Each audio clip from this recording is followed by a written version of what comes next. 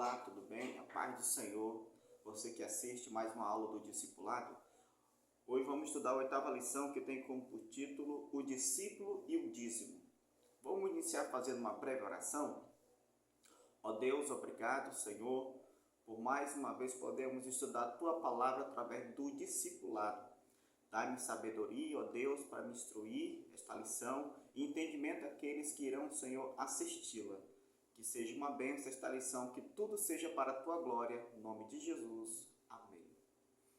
O texto bíblico, base da lição do discipulado de hoje, diz assim: Trazei todos os dízimos à casa do tesouro, para que haja mantimento na minha casa, e depois fazei prova de mim, diz o Senhor dos Exércitos, se eu não vos abrir a janela do céu, e não derramar sobre vós uma bênção tal, que dela vos advém a maior abastança. Malaquias 3,10. Este é o texto base de hoje. A introdução diz assim: o dízimo não é uma mera obrigatoriedade, mas um ato oriundo da fé nas promessas de Deus. O dízimo é uma forma de você mostrar sua gratidão pelas bênçãos decorrentes da salvação. É tornar-se participante com Deus na obra da evangelização do mundo. É o privilégio de tirar 10% de toda a renda pessoal e investir nos negócios de Deus aqui na terra. Então, eu quero falar dos assuntos mais polêmicos, assim dizer, da Bíblia, que é o dízimo, porque falamos de dinheiro. É um assunto polêmico, mas é necessário falar, porque é bíblico, está na Bíblia Sagrada. Tá certo? E o dízimo não deve ser dado apenas por um ato de obrigação, mas sim um ato de fé nas promessas do Senhor. Ok? Agora atenção, por que se cobra 10% no dízimo? Por quê? Porque a palavra dízimo em si, no seu significado, no hebraico, quer dizer a 10ª parte. Então, 10ª parte é 10%. Então, por isso que o nome em si fala o valor que deve se contribuir, que é a 10ª parte, ou seja, 10%. Tá bom? O primeiro tópico diz assim: o dízimo no Antigo Testamento. Primeiro ponto, o dízimo nos dias de Abraão. A origem do dízimo perde-se no tempo, sendo anterior a Moisés e Abraão. No entanto, a primeira referência bíblica ao falar relaciona-se aos dias desta patriarca. Está escrito que Abraão pagou a Melquisedeque o dízimo de tudo, sendo neste caso não foi um produto da terra nem dos rebanhos, ensino depois da guerra, costume também observado nos tempos antigos. Ora, quanto ao Novo Testamento, reporta seu assunto, é porque algum ensino existe para os dias de hoje, como você terá a oportunidade de verificar mais adiante. Gênesis capítulo 14, versículo 20. Vamos ler essa referência aqui, Gênesis 14, 20? Diz assim, ó: E bendito seja o Deus Altíssimo, que entregou seus inimigos em suas mãos, e Abraão deu-lhe o dízimo de tudo. Então, a primeira referência bíblica que fala sobre o ato de contribuir com o dízimo foi o patriarca Abraão. Então, se Abraão deu dízimo, veja bem, Abraão viveu antes de Moisés. Alguns dizem assim, mas o ato de dizimar era algo apenas da lei de Moisés, dos tempos de Moisés. Não foi. A Bíblia mostra que antes mesmo da lei de Moisés falar sobre o dízimo, já existia a contribuição do dízimo. A Bíblia já falava sobre o dízimo no mesmo tempo do patriarca Abraão, que ele já deu dízimo. Abraão, aqui no contexto, ele voltou de uma guerra, né, onde ele teve vitória, e Melquisedeque, o sacerdote e rei de Salém, de uma cidade, ele abençoou Abraão, e Abraão deu dízimo para esse homem do despojo da guerra. Tá certo? Então, a primeira referência bíblica sobre o dízimo é muito antes do que está na lei. Tá bom? Abraão já era um dizimista. O segundo ponto, vamos falar aqui, o dízimo nos dias de Moisés. Nos dias de Moisés, o dízimo passou a exercer importante papel na vida religiosa do povo israelita. Desta forma, não só a casa de Deus era suprida, como também mantida a tribo levítica, responsável pelo sacerdócio. Quando o povo se encontrava fraco e afastado de Deus, o dízimo era negligenciado. Pagar o dízimo é, portanto, um sinal de avivamento, entre outros, quando provém da fé e de um coração que reconhece o senhorio de Deus sobre todas as coisas. Por isso, Malaquias chegou a chamar de roubadores de Deus aqueles que não pagavam seus dízimos. Malaquias capítulo 3, versículo 8 ao 10. concitando-os a fazer prova do Todo-Poderoso, que jamais deixará de cumprir suas promessas àqueles que lhe são fiéis. Eu quero ler também esse texto aqui, de Malaquias, capítulo 3, versículo 8 ao 10, antes de falar algum comentário, tá bom? Vamos lá, Malaquias, capítulo 3, versículo 8 ao 10, diz assim, ó: Porventura roubará o homem a Deus? Contudo, vocês estão me roubando. E ainda perguntam, em que te roubamos? Nos dízimos e nas ofertas. Vocês estão debaixo de grande maldição, porque estão me roubando, a nação toda está me roubando. Trago o dízimo todo à casa do templo, para que haja ali alimento na minha casa. Ponham-se à prova, diz o Senhor dos Exércitos, e vejam se eu não vou abrir as comportas dos céus e derramar sobre vocês tantas bênçãos, que nem terão onde guardá-las. Impedirei praga devore suas colheitas, as videiras do campo não perderão o seu fruto, diz o Senhor dos Exércitos. Então aqui o contexto na época de Moisés, que foi implementado a lei, aí fala sobre o dízimo, porque o ato de dizimar tinha um papel fundamental para a manutenção do templo, que o Senhor mandou erguer, né, para poder a manutenção do templo, e também dos sacerdotes e levitas, porque a tribo de Levi, ela não teve herança como as demais tribos de Israel da terra prometida. A herança deles foi o Senhor, em se dedicar integralmente ao sacerdócio, né, a atividade do templo, a manutenção, os sacrifícios e etc. Então, o dízimo servia também, além para manter o templo do Senhor, também para sustentar os sacerdotes e levitas que estavam integralmente servindo ao Senhor, envolvido na obra de Deus. Tá certo? E aqui o texto fala em Malaquias que porventura alguém pode roubar a Deus? É o povo perguntar, em que nós te roubamos? E o Senhor responde através do profeta, no dízimo nas ofertas alçadas. E o texto fala que por causa disso o povo estava debaixo de maldição, porque não estava devolvendo o dízimo. Interessante aqui que o comentarista da lição fala que quando o povo se encontrava fraco e afastado de Deus, o dízimo era negligenciado. Então, quando o povo estava fraco e afastado de Deus, eles deixavam de dizimar. Então, o dízimo é um sinal de quando o povo está bem com Deus, de avivamento. Entendeu? É um sinal que o povo está em comunhão com Deus. Então, ele vai fazer esta prática do dízimo. E ali nesse versículo que eu li, de Malaquias, capítulo 3, versículo 8 ao 11, fala a respeito também dos benefícios daquele que é dizimista. Que Deus vai abrir a janela do céu, vai repreender o devorador, vai derramar a bênção tal, que venha maior abastança. Então, existem promessas para aqueles que praticam o ato de dizimar. Se naquela época era importante a manutenção do templo, através do dízimo, dos sacerdotes, hoje é a mesma coisa. A igreja, que é uma instituição que tem um CNPJ, a denominação que eu e você congrega, ela não é bancada nem financiada pelo governo federal, pelo governo estadual, nem o governo municipal. Quem sustenta a igreja é os fiéis com seus dízimos e também as ofertas. Então imagine só, se todo mundo deixar de ofertar e dizimar, a igreja não teria condição nem de pagar a energia elétrica, nem de pagar quem faz a manutenção, a limpeza do templo. Então a igreja teria que fechar.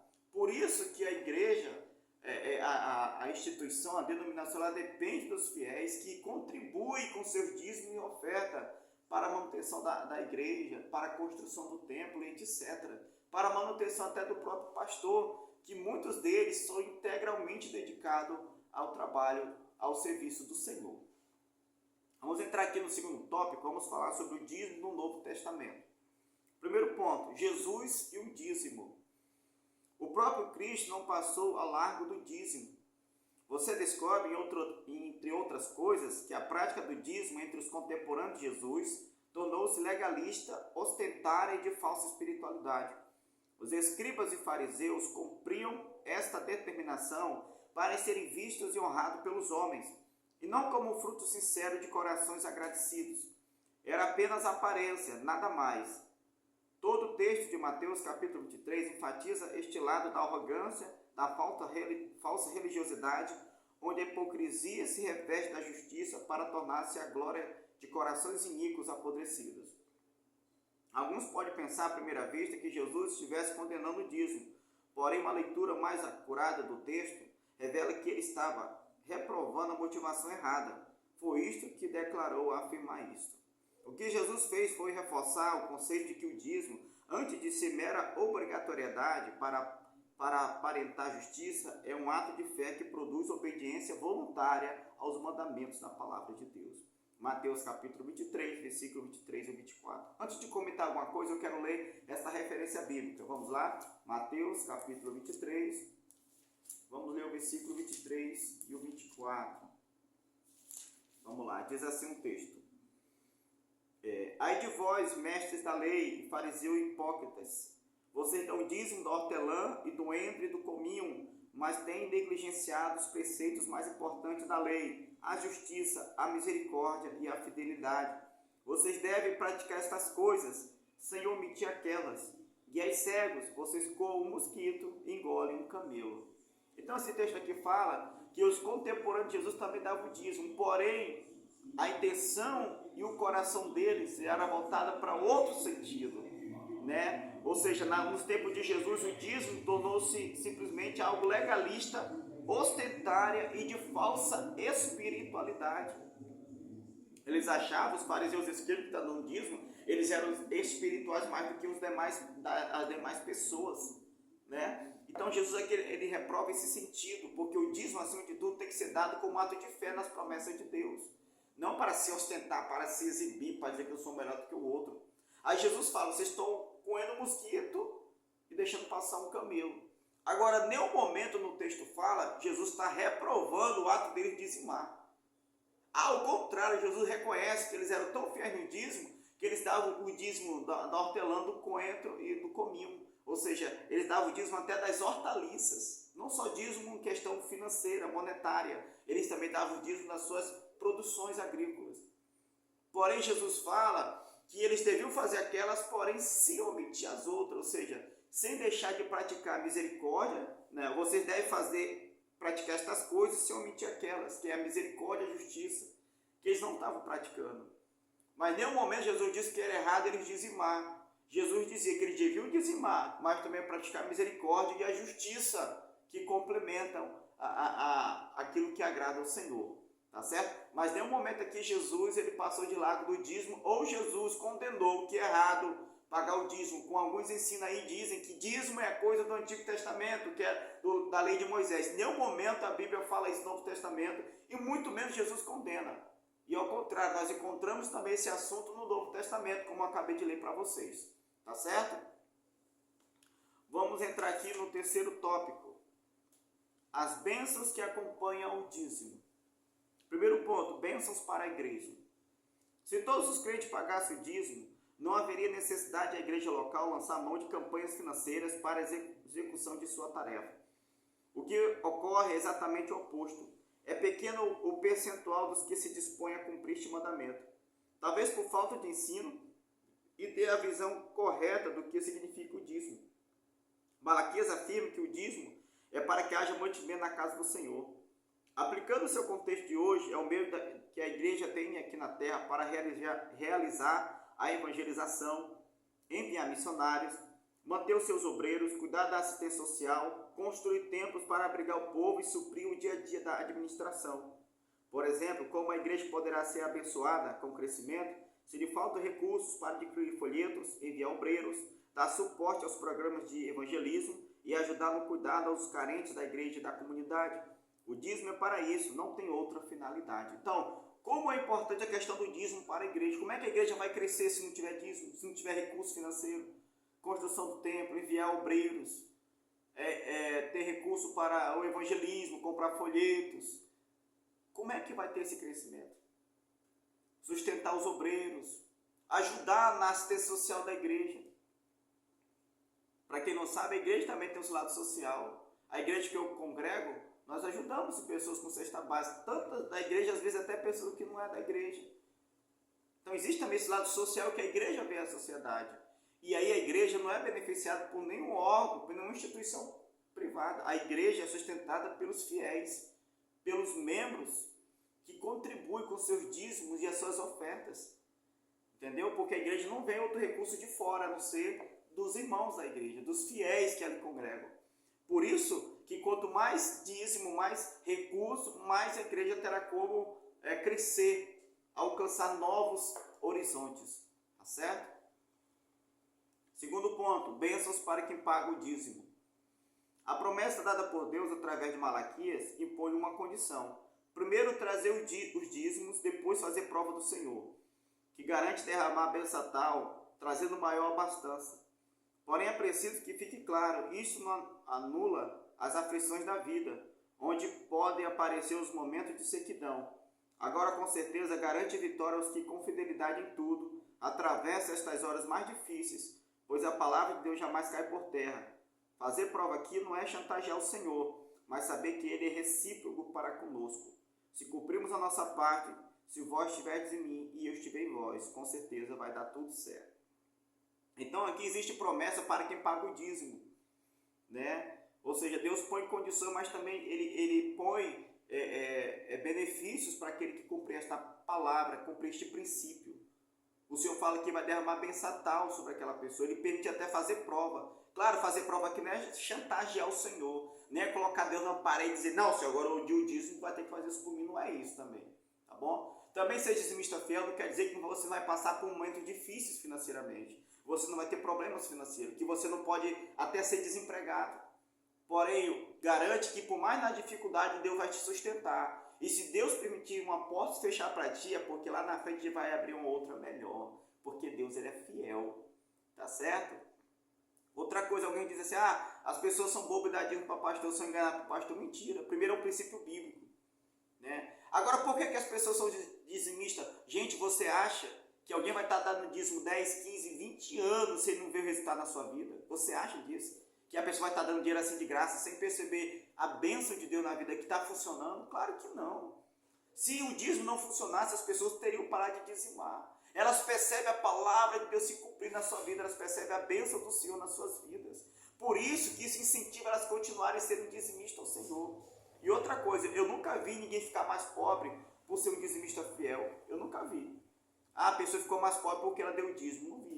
Ao contrário, as pessoas que dizimam, se você perguntar de pessoas que são dizimistas fiéis, por que ela dizima, ela vai dizer o porquê. Ela percebe a bênção de Deus na vida dela e isso incentiva ainda mais ela a continuar cumprindo este princípio. Tá certo? Vamos ler aqui, algumas coisas que acontecem quando motivado pela visão correta o crente paga o dízimo. Primeiro, sente-se recompensado por fazer parte da obra de Deus. Então a pessoa que é dizimista, ele se sente feliz, poxa, eu estou ajudando a obra do Senhor. A igreja está sendo construída porque eu ajudei com o meu dízimo. Ele fica feliz por isso. Segundo, Deus o socorre em tempos trabalhosos. Quando vem a crise na vida dele, Deus vai ajudá-lo a enfrentar a crise em tempos difíceis. Por quê? Pela sua fidelidade também que ele teve com o Senhor dos seus dízimos. Terceiro, torna-se exemplo para os demais crentes. Então ele é um exemplo porque ele é dizimista. Então os que não são, através do exemplo dele, vão procurar também ser dizimista da igreja, da obra do Senhor. D, Deus é recíproco em proporções bem maiores. Então, Deus vai abençoar, porque o reino de Deus é um investimento. Você investe no reino de Deus e isso vai retornar para você mais. E outro, os recursos são mais abundantes para a obra e os projetos da igreja. Tá bom? Vamos aqui às 5 perguntas. Primeira pergunta, o que significa pagar o dízimo? O que significa a palavra dízimo, né? Segunda pergunta, o dízimo deve ser pago por mera obrigatoriedade ou com um ato de fé nas promessas de Deus? Terceira pergunta, em que circunstância o dízimo aparece pela primeira vez na Bíblia? Quarta pergunta, qual o profeta que chamou de roubadores de Deus aqueles que não pagam seus dízimos? Quinta pergunta, qual a utilidade do dízimo para a igreja local? Espero que essa lição tenha ajudado você a compreender melhor a questão do dízimo. E a próxima lição nós vamos falar sobre o discípulo e o Espírito Santo, tá bom? Fiquem todos na paz do Senhor e até a próxima, se Deus quiser.